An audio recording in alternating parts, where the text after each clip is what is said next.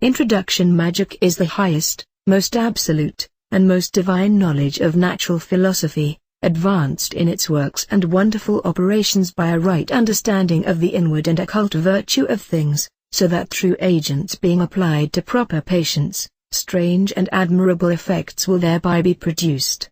Whence magicians are profound and diligent searchers into nature, they, because of their skill, know how to anticipate an effect, the which to the vulgar shall seem to be a miracle. The Geisha of the Lemegeton of King Solomon. 2 Whenever sympathetic magic occurs in its pure unadulterated form, it is assumed that in nature one event follows another necessarily and invariably without the intervention of any spiritual or personal agency. Thus its fundamental conception is identical with that of modern science. Underlying the whole system is a faith, implicit but real and firm, in the order and uniformity of nature. The magician does not doubt that the same causes will always produce the same effects, that the performance of the proper ceremony accompanied by the appropriate spell, will invariably be attended by the desired results, unless, indeed, his incantations should chance to be thwarted and foiled by the more potent charms of another sorcerer. He supplicates no higher power, he sues the favor of no fickle and wayward being. He abases himself before no awful deity. Yet his power, great as he believes it to be, is by no means arbitrary and unlimited. He can wield it only so long as he strictly conforms to the rules of his art, or to what may be called the laws of nature as conceived by him. To neglect these rules, to break these laws in the smallest particular is to incur failure, and may even expose the unskillful practitioner himself to the utmost peril.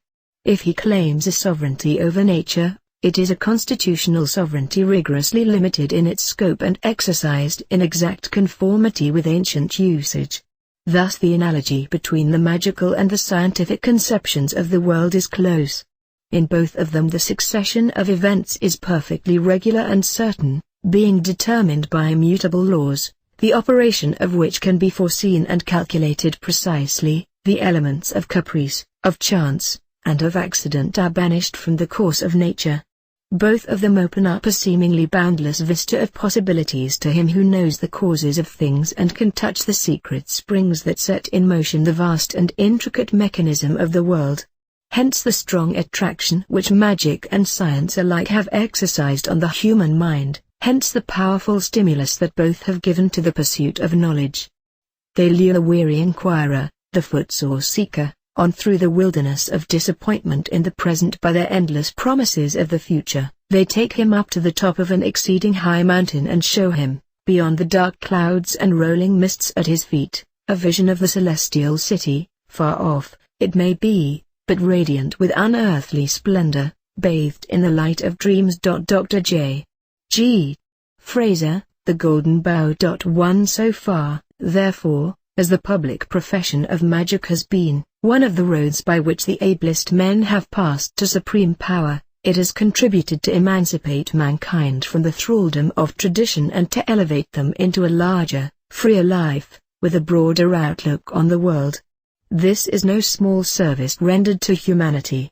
And when we remember further that in another direction magic has paved the way for science, we are forced to admit that if the black art has done much evil, it has also been the source of much good. That if it is the child of error, it has yet been the mother of freedom and truth.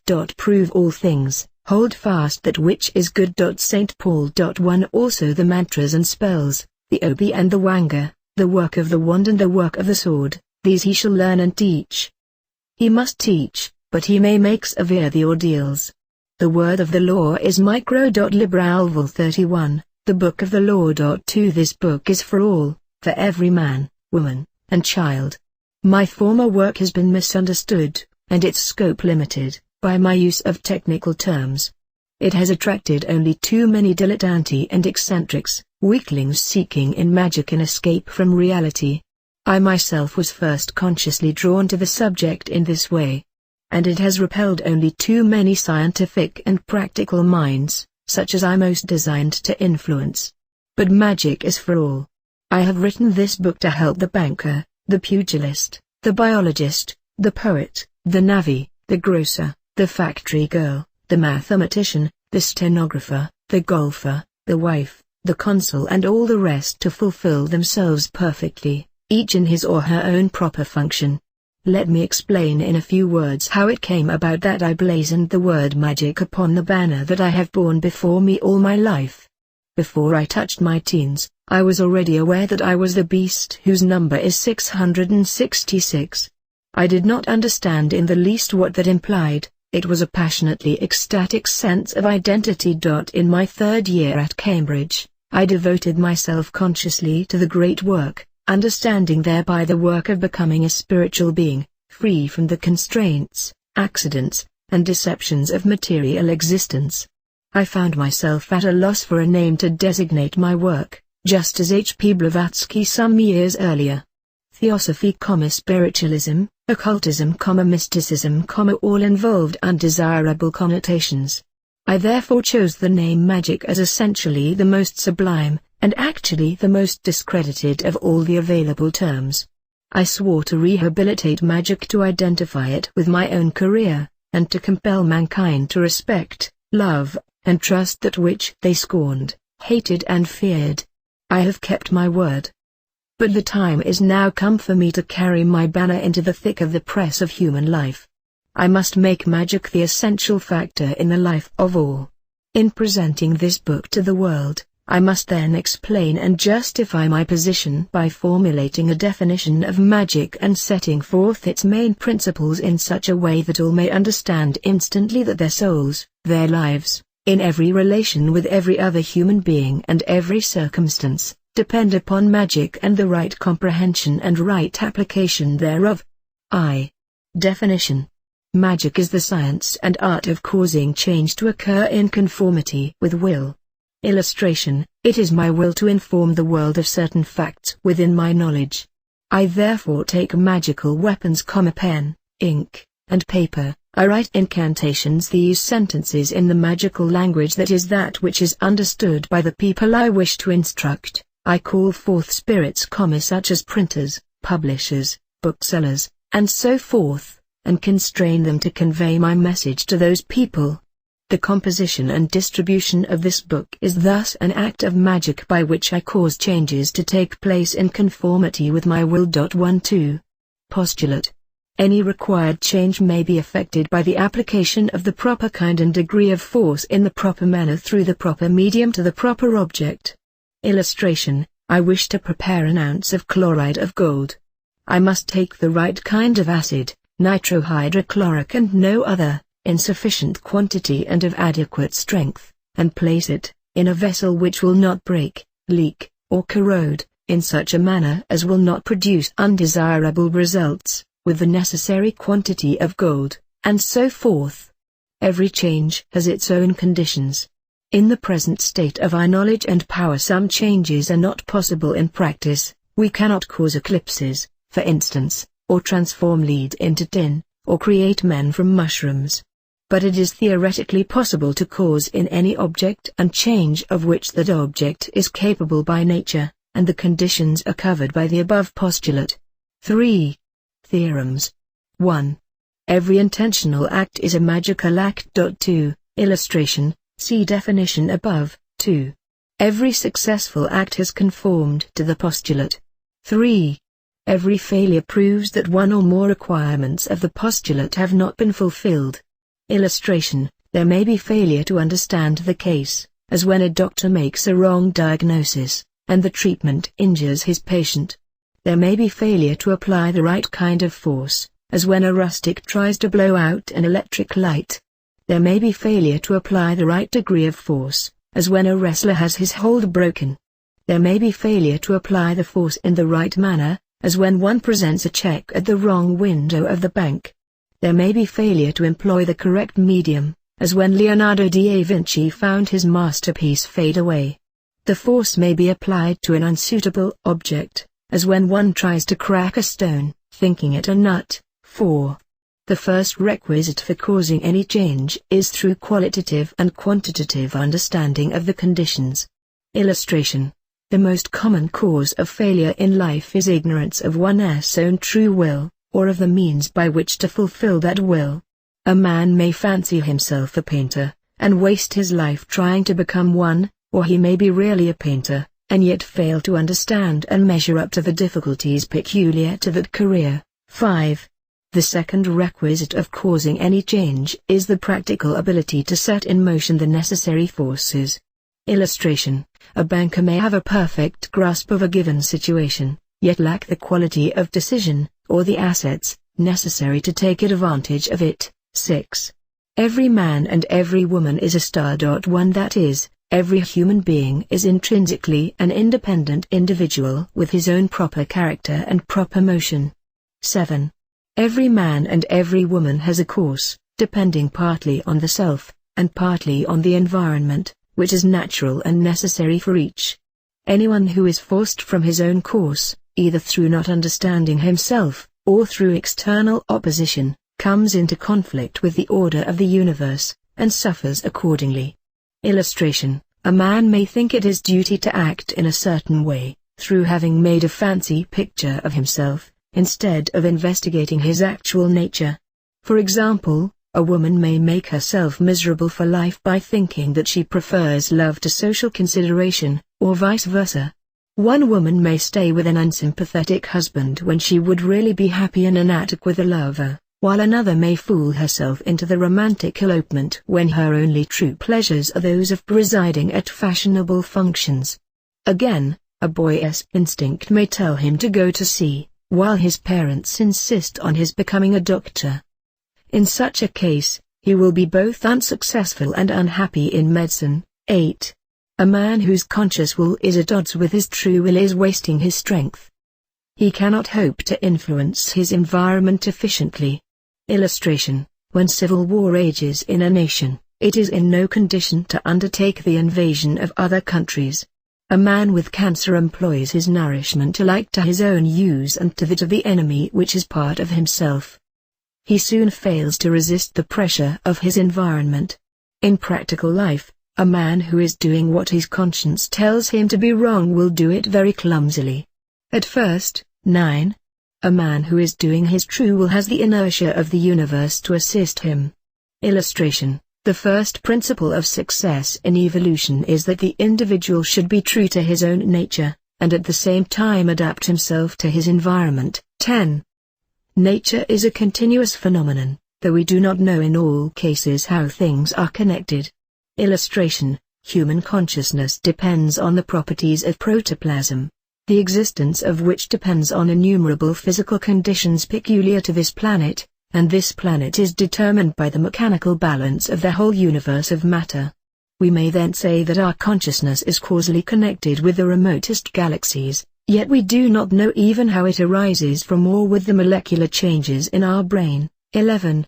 Science enables us to take advantage of the continuity of nature by the empirical application of certain principles whose interplay involves different orders of idea connected with each other in a way beyond our present comprehension. Illustration: we are able to light cities by rule-of-thumb methods. We do not know what consciousness is, or how it is connected with muscular action, what electricity is or how it is connected with the machines that generate it, and our methods depend on calculations involving mathematical ideas which have no correspondence in the universe as we know it. 1. 12. Man is ignorant of the nature of his own being and powers. Even his idea of his limitations is based on experience of the past, and every step in his progress extends his empire.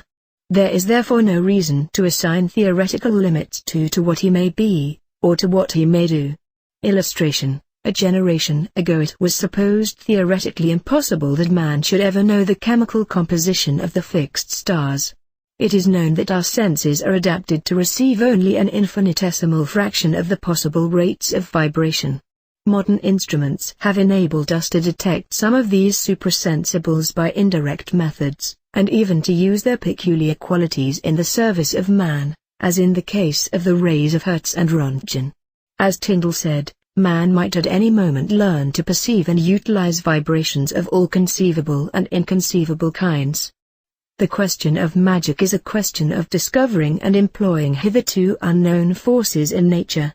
We know that they exist, and we cannot doubt the possibility of mental or physical instruments capable of bringing us into relation with them. 13. Every man is more or less aware that his individuality comprises several orders of existence, even when he maintains that his subtler principles are merely symptomatic of the changes in his gross vehicle. A similar order may be assumed to extend throughout nature. Illustration: one does not confuse the pain of toothache with the decay which causes it. Inanimate objects are sensitive to certain physical forces, such as electrical and thermal conductivity, but neither in us nor in them so far as we know is there a direct conscious perception of these forces. Imperceptible influences are therefore associated with all material phenomena, and there is no reason why we should not work upon matter through these subtle energies as we do through their material bases. In fact, we use magnetic force to move iron, and solar radiation to reproduce images. 14. Man is capable of being, and using, anything which he perceives, for everything that he perceives is in a certain sense a part of his being. He may thus subjugate the whole universe of which he is conscious to his individual will. Illustration: man has used the idea of God to dictate his personal conduct, to obtain power of his fellows, to excuse his crimes, and for innumerable other purposes, including that of realizing himself as God. He has used the irrational and unreal conceptions of mathematics to help him in the construction of mechanical devices. He has used his moral force to influence the actions even of wild animals. He has employed poetic genius for political purposes. 15. Every force in the universe is capable of being transformed into any other kind of force by using suitable means. There is thus an inexhaustible supply of any particular kind of force that we may need. Illustration: heat may be transformed into light and power by using it to drive dynamos. The vibrations of the air may be used to kill men by so ordering them in speech as to inflame warlike passions. The hallucinations connected with the mysterious energies of sex result in the perpetuation of the species. 16. The application of any given force affects all the orders of being which exist in the object to which it is applied, whichever of those orders is directly affected. Illustration: if I strike a man with a dagger, his consciousness, and not his body only, is affected by my act, although the dagger, as such, has no direct relations therewith. Similarly, the power of my thought may so work on the mind of another person as to produce far-reaching physical changes in him, or in others through him. 17. A man may learn to use any force so as to serve any purpose, by taking advantage of the above theorems. Illustration: a man may use a razor to make himself vigilant over his speech, by using it to cut himself whenever he unguardedly utters a chosen word. He may serve the same purpose by resolving that every incident of his life shall remind him of a particular thing, making every impression the starting point of a connected series of thoughts ending in that thing. He might also devote his whole energies to some particular object, by resolving to do nothing at variance therewith, and to make every act turn somehow or other to the advantage of that object. 18. He may attract to himself any force of the universe by making himself a fit receptacle for it, establishing a connection with it, and arranging conditions to that its nature compels it to flow toward him. Illustration: if I want pure water to drink, I dig a well in a place where there is underground water, I prevent it from leaking away, and I arrange to take advantage of water's accordance with the laws of hydrostatics to fill it. 19. Man's sense of himself as separate from, and opposed to, the universe is a bar to his conducting its currents. It insulates him. Illustration: a popular leader is most successful when he forgets himself, and remembers only the cause. Self-seeking engenders jealousy and schism. When the organs of the body assert their presence other than by silent satisfaction, it is a sign that they are disease. The single exception is the organ of reproduction.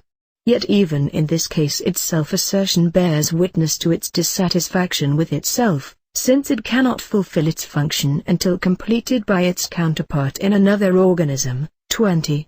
Man can only attract and employ the forces for which he is really fitted. Illustration: you cannot make a silk purse out of a sow's ear.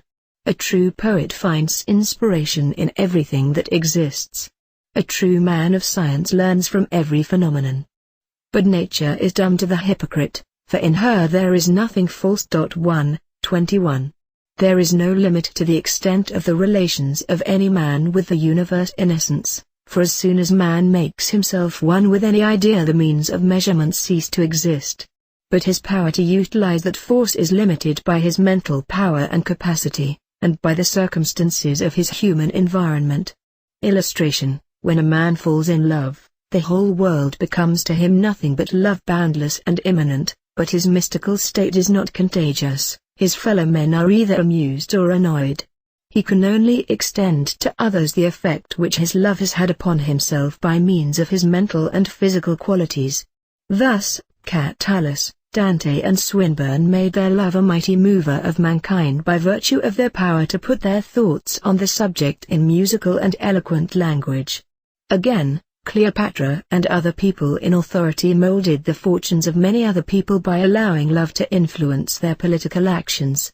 The magician, however well he succeed in making contact with the secret sources of energy in nature, can only use them to the extent permitted by his intellectual and moral qualities.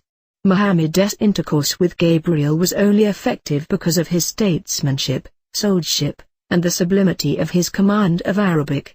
Hertz's discovery of the rays which we now use for wireless telegraphy was sterile until reflected through the minds and wills of the people who could take his truth, and transmit it to the world of action by means of mechanical and economic instruments. 22. Every individual is essentially sufficient to himself.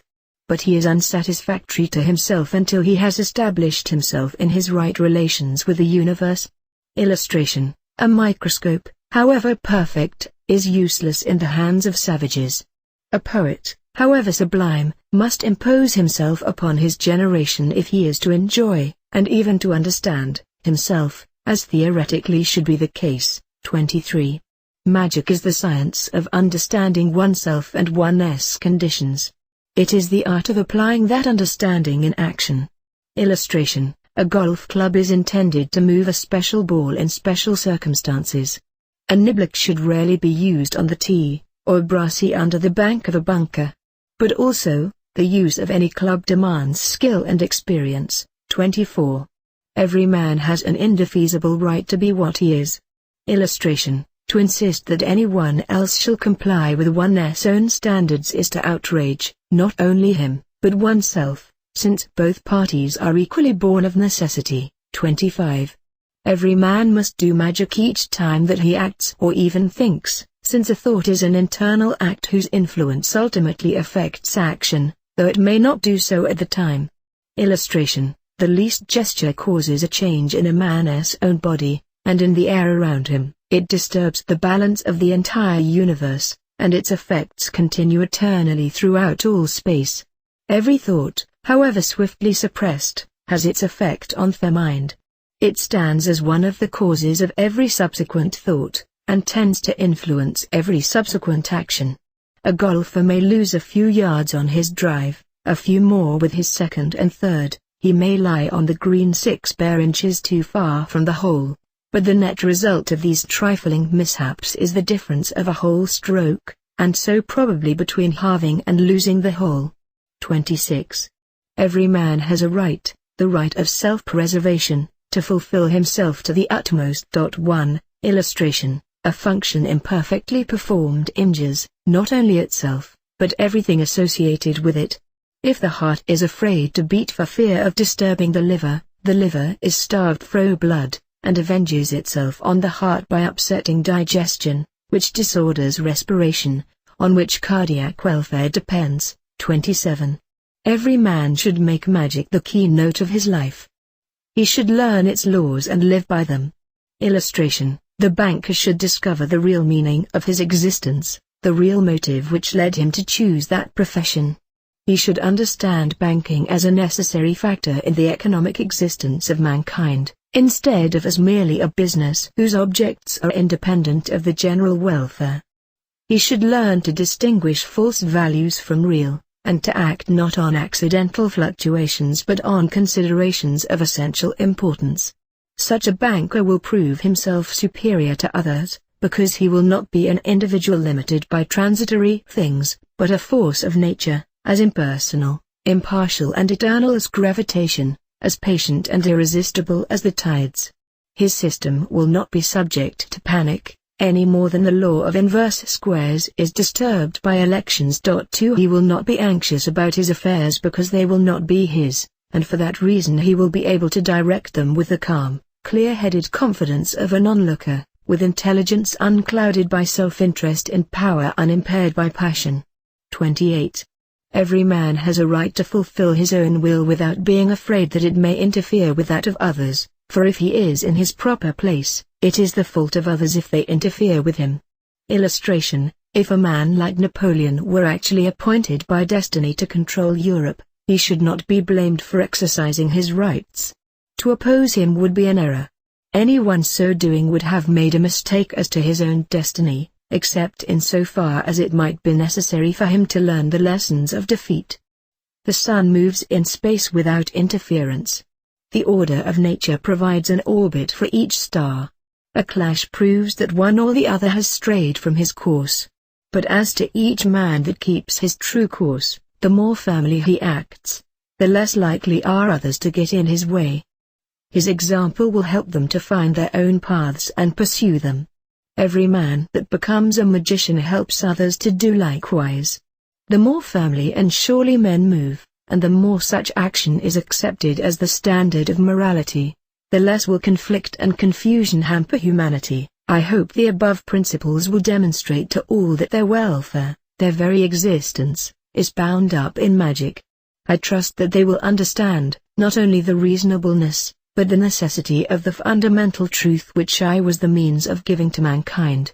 Do what thou wilt shall be the whole of the law. I trust that they will assert themselves as individually absolute, that they will grasp the fact that it is their right to assert themselves, and to accomplish the task for which their nature fits them.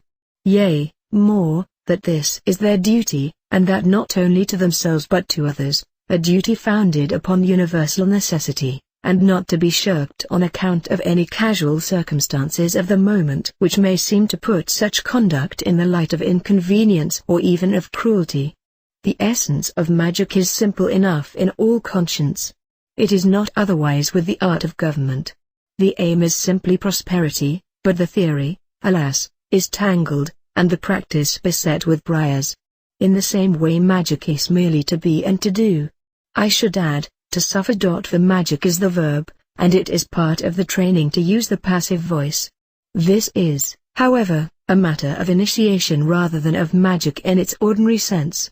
It is not my fault if being is baffling, and doing desperate. Yet, once the above principles are firmly fixed in the mind, it is easy enough to sum up the situation very shortly. One must find out for oneself, and make sure beyond doubt, who one is, what one is, why one is. This done, one may put the will which is implicit in the why into words, or rather into one word. Being thus conscious of the proper course to pursue, the next thing is to understand the conditions necessary to following it out. After that, one must eliminate from oneself every element alien or hostile to success, and develop those parts of oneself which are specially needed to control the aforesaid conditions. Let us make an analogy. A nation must become aware of its own character before it can be said to exist. From that knowledge it must divine its destiny. It must then consider the political conditions of the world, how other countries may help or hinder it. It must then destroy in itself any elements discordant with its destiny. Lastly, it must develop in itself those qualities which will enable it to combat successfully the external conditions which threaten to oppose its purpose. We have had a recent example in the young German Empire, which, knowing itself and its will, disciplined and trained itself so that it conquered the neighbors which had oppressed it for so many centuries. But after 1866 and 1870, 1914, it mistook itself for superhuman, it willed a thing impossible, it failed to eliminate its own internal jealousies, it failed to understand the conditions of victory. One, it did not train itself to hold the sea, and thus, Having violated every principle of magic, it was pulled down and broken into pieces by provincialism and democracy, so that neither individual excellence nor civic virtue has yet availed to raise it again to that majestic unity which made so bold a bid for the mastery of the race of man. The sincere student will discover, behind the symbolic technicalities of this book, a practical method of making himself a magician. The processes described will enable him to discriminate between what he actually is, and what he was fondly imagined himself to be. 1. He must behold his soul in all its awful nakedness. He must not fear to look on that appalling actuality. He must discard the gaudy garments with which his shame has screened him. He must accept the fact that nothing can make him anything but what he is. He may lie to himself, drug himself, hide himself, but he is always there. Magic will teach him that his mind is playing him traitor. It is as if a man were told that tailor's fashion plates were the canon of human beauty, so that he tried to make himself formless and featureless like them, and shuddered with horror at the idea of Holbein making a portrait of him. Magic will show him the beauty and majesty of the self which he has tried to suppress and disguise. Having discovered his identity, he will soon perceive his purpose. Another process will show him to make that purpose pure and powerful. He may then learn how to estimate his environment, learn how to make allies, how to make himself prevail against all powers whose error has caused them to wander across his path. In the course of this training, he will learn to explore the hidden mysteries of nature, and to develop new senses and faculties in himself, whereby he may communicate with, and control, beings and forces pertaining to orders of existence which have been hitherto inaccessible to profane research, and available only to that unscientific and empirical magic, of tradition, which I came to destroy in order that I might fulfill. I send this book into the world that every man and woman may take hold of life in the proper manner. It does not matter if one's present house of flesh be the hut of a shepherd, by virtue of my magic he shall be such a shepherd as David was. If it be the studio of a sculptor, he shall so chisel from himself the marble that masks his idea that he shall be no less a master than Rodin. And as for me, so far as this my book achieves this end, I shall have gained the goal of my own wandering through the world.